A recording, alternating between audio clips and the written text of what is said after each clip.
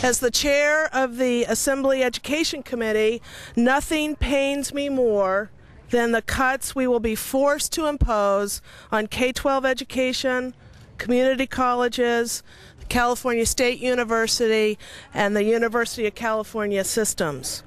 While there will be cuts, I believe the legislature needs to make sure that any budget passed does not eliminate one of the jewels of our educational system, and that is our Cal Grants program. As many of you know, the Cal Grant program has helped so many of the best and brightest high school students in California to be able to afford to attend college. If students meet academic eligibility and income requirements, they can qualify for financial assistance that can be used to attend the California Community College, the Cal State University, University of California, private colleges, and most career, technical, and vocational schools. Cal Grants make sure that higher education in our state is not only for the wealthy, and that we can tell our high school students that if you have the ability, you can go to college. Unfortunately, the governor has proposed the wholesale elimination of Cal Grants. I know we're in a crisis, but some cuts are just wrong to even contemplate. Further, the elimination of the Cal Grant program will end up costing Californians money in the long run, because the students who graduate will go on to become the future drivers of California's economy. In fact, the Public Policy Institute of California predicts that by 2025, 41% of the jobs in California will require a bachelor's degree, but only 35% of California adults will have one. If we destroy the Cal Grant program, we will widen the skills gap for our businesses and economic infrastructure even further.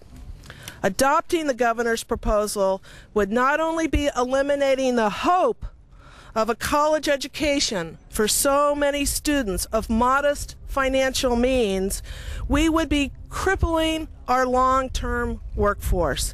This is not only immoral, it is extremely short-sighted for California's future.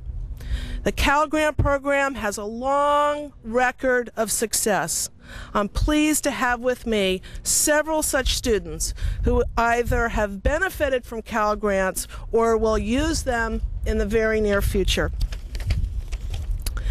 You will be hearing from Soklin Hing and Rena Ling and Laura Gonzalez in just a few minutes. Clearly, we cannot just do away with Cal Grants, but that does not mean that we can ignore the realities of our current budget situation. Solving this issue will take painful cuts all around, but I am pleased to report that yesterday the Legislative Conference Committee released details of a proposed fiscal plan that preserves the Cal Grant program. If signed by the governor, this will fill our budget gap without many of the draconian slash and burn cuts originally included by the Schwarzenegger administration.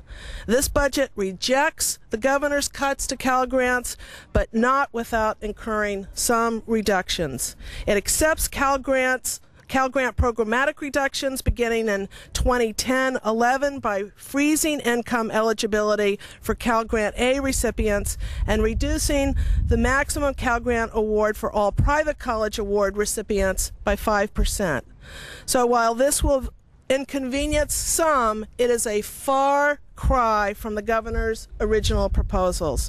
In closing, I would like to take this opportunity to call on my fellow legislators to support the current conference committee proposals and preserve the Cal Grant program. These students are our future. We cannot let them down.